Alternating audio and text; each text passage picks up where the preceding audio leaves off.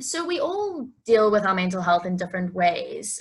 So my way of dealing with it may be a little bit different to yours. So how do you suggest that we go about supporting our friends or other people when they're going through difficult times? Earlier people used to say, treat other people the way that they want to be. No, hang on. What was it? The way that you want to be treated. Exactly. So earlier people used to say, treat other people the way that you want to be treated. But now we say, treat other people the way that they want to be treated. So ask them what they want.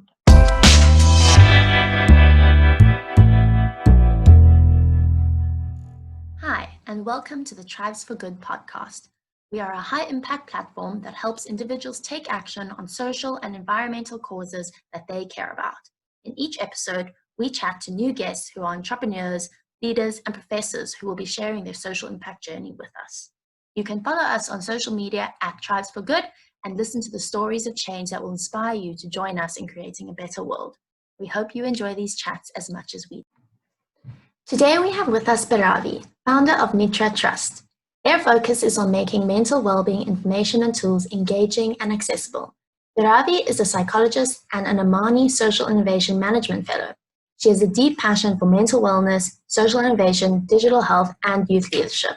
She enjoys writing, and a few of her articles have even gone viral. So, welcome to the Tribes for Good podcast. We are so excited to have you with us today. Thank you. I'm really excited to be here.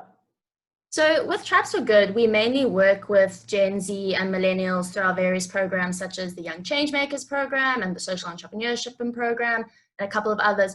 And we've noticed how many students are drawn towards causes related to mental health. And as a millennial myself, I completely understand why. However, a lot of people aren't sure where to start. So how can people get involved in mental health organizations or even maybe start their own initiative within the field? I'm a millennial as well, and I run a mental health organization. So it's true that more than the generation before us, we have been really vocal about it. But I'm definitely seeing it with Gen Z way more than millennials. Like they come out swinging straight out of high school, and even during high school, right? They've got like advocacy work going on around it, and they're already identified causes, and they're really interested in it. So for me, the way that I'd look at it is look at something, even if it's mental health, like figure out what it is that relates to you personally. What is it that you see around you? It could be with your family, it could be with your friends, or it could just be a reflection of your own life. Like what are some of the things that have happened that you feel like you'd like to talk about, or you'd like to do something, or you'd like to help towards, and base it on that. So keep it very focused on you, because like we've just said, there are so many people that are looking at supporting causes, getting involved, and you feel in a cause, especially with mental health, and I see this with volunteers constantly, when they're personally engaged to the topic and why we do what we do. It's very different from those who are just there to volunteer and get a letter for like a recommendation letter to get them into a good college or something like that. But when they're really passionate about the cause, it's so much. It comes from within, from really deep within. You can see them embodying some of the values that we hold really closely, like being empathetic, being non-judgmental. So even in terms of how they talk about some of their friends and what they might be going through, they're very, very conscious of the language that they use and how they approach it. So they kind of start embodying what we preach, and that's awesome. And you don't see that with everybody. So yeah, I just say like connect within, see what's going on around you, your own life, and do it based on that. And are there any opportunities to get involved with your organization? Yeah, I mean, recently we just had a huge recruitment drive. We had over 50 applicants for a tiny little position, which was going to be for a social media intern, communication and outreach more than social media. And we had 50 applications from across the country, and it was pretty incredible because it showed me two things. We were looking at students who were currently in college or who just finished high school and were figuring out college. So the age group was really specific. But the number of people that applied, I wasn't expecting that. It really showed me that young people today are very, very eager to work. They're very eager to work for causes that they believe in, and they're willing to put themselves out there and bet on themselves, because recruitment processes aren't always easy. And we did ours in a traditional way with like multiple rounds and levels, and finalized 3 and onboarded 1 person. So it was quite a journey. It was incredible to see the number of people that applied. So just keep an eye out on our Instagram page, and that's where we post. That's where we're most active as well.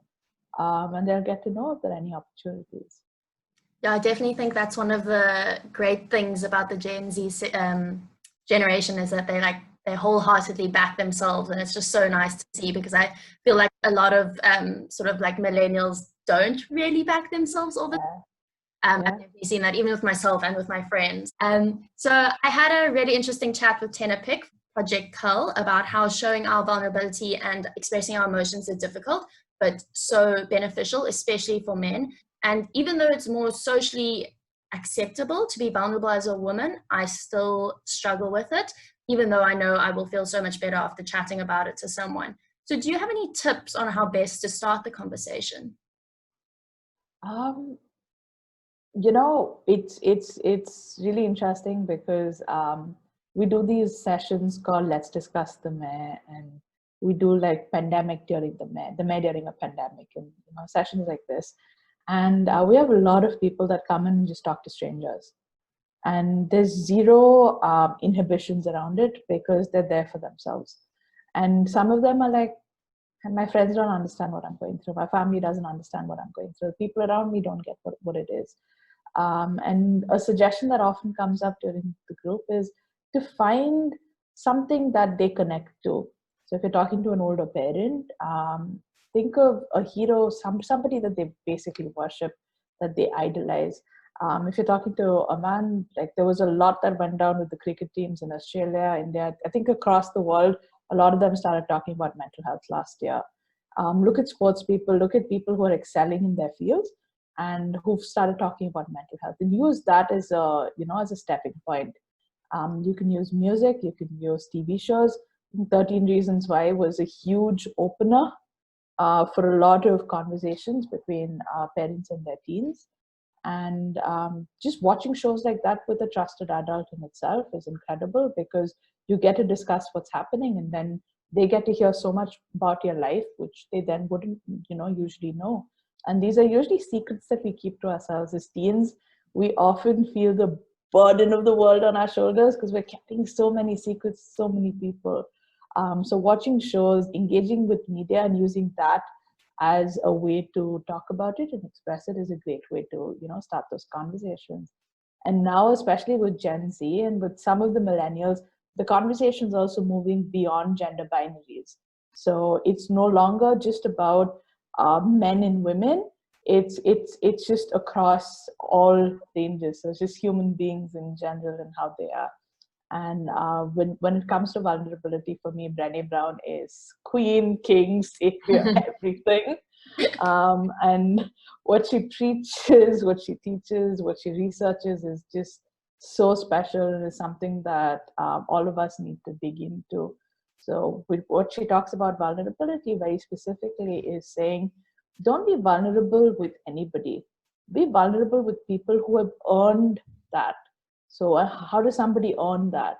They earn that by you seeing their behavior, you seeing that they're not talking bad about other people, that they're not repeating other people's secrets, how they react to situations that other people are in. So over time, you kind of, they're basically showing you with their words, with their actions, that they can be depended on and they're reliable. And that's when you then, choose to share your most vulnerable, deepest secrets with them, whatever invisible struggles that you're going through.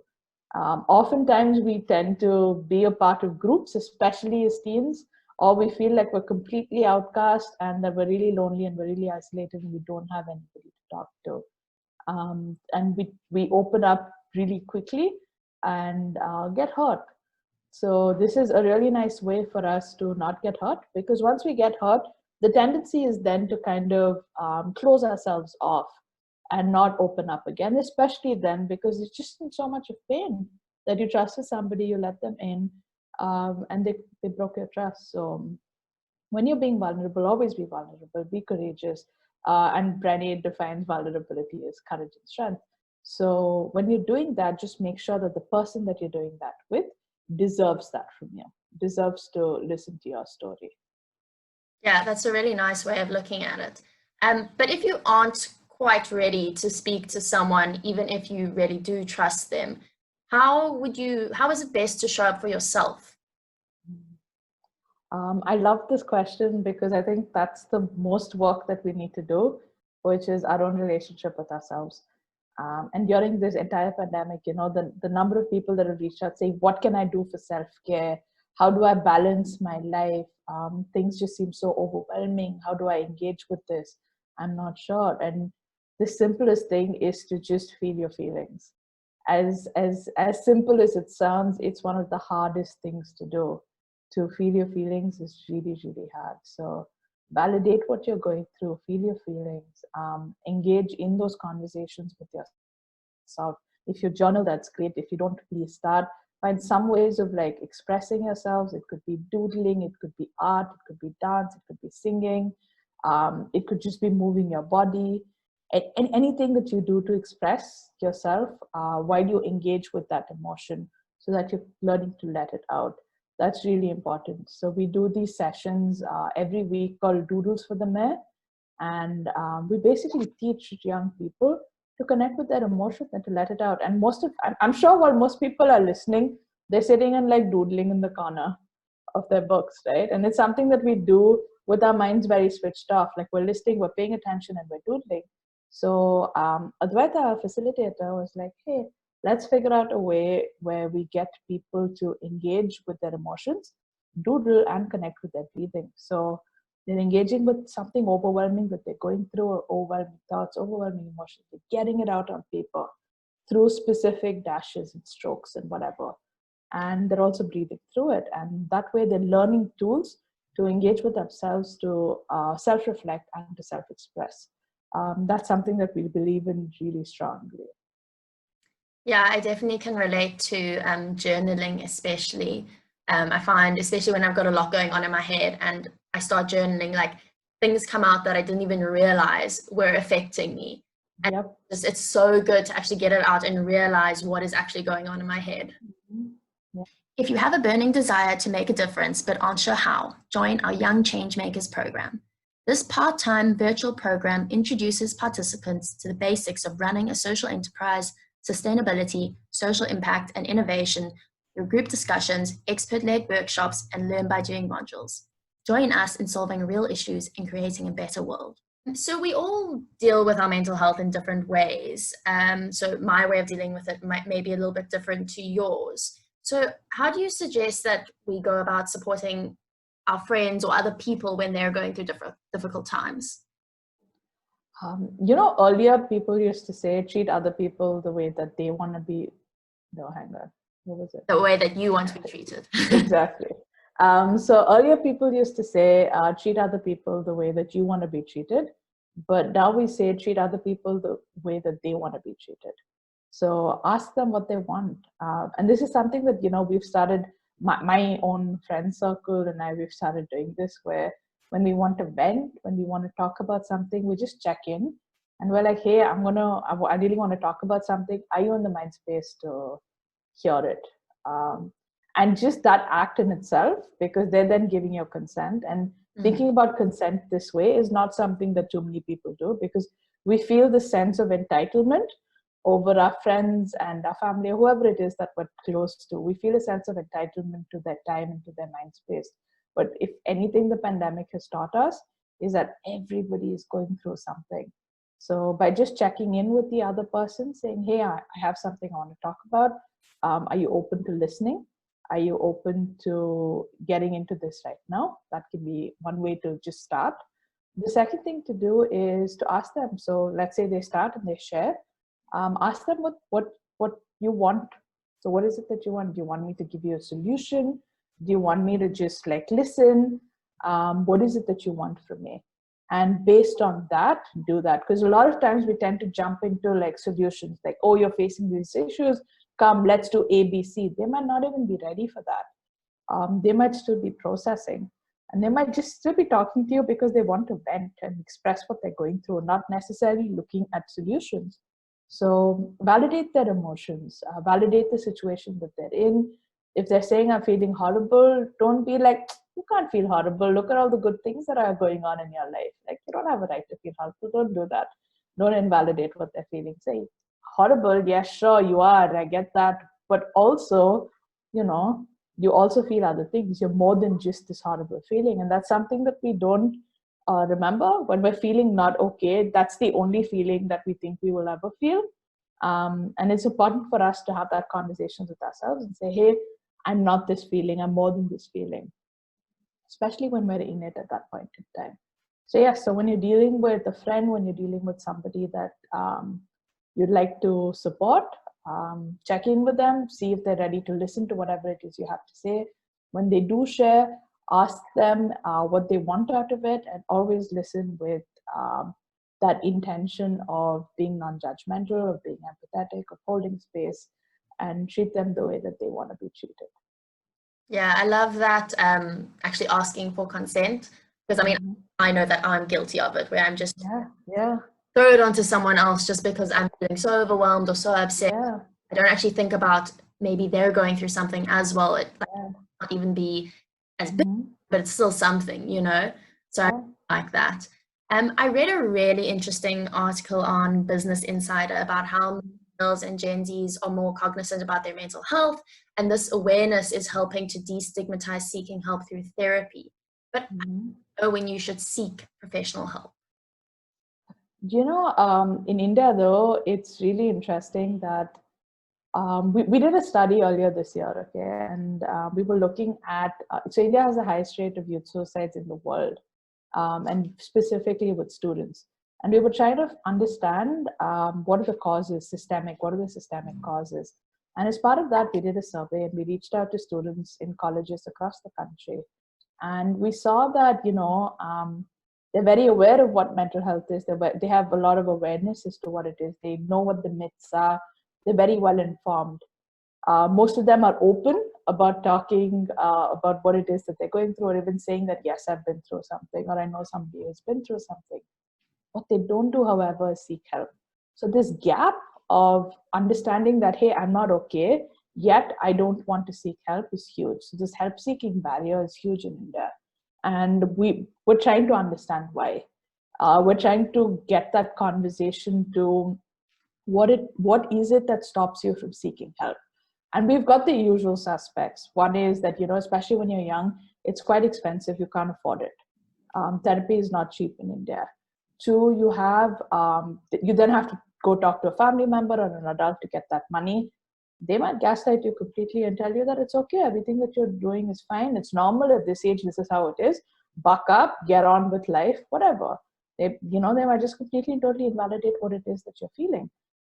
So a lot of times people don't even they don't have the courage to talk to their parents, or they've tried to talk and then they're completely and totally knocked down.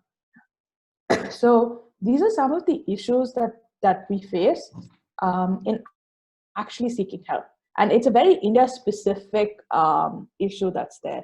The barriers to seeking help are really high. And then we've got all the other sort of cultural issues that come in, and languages, geography. There's just so many things that are there. But that said, with the pandemic, more people have been reaching out.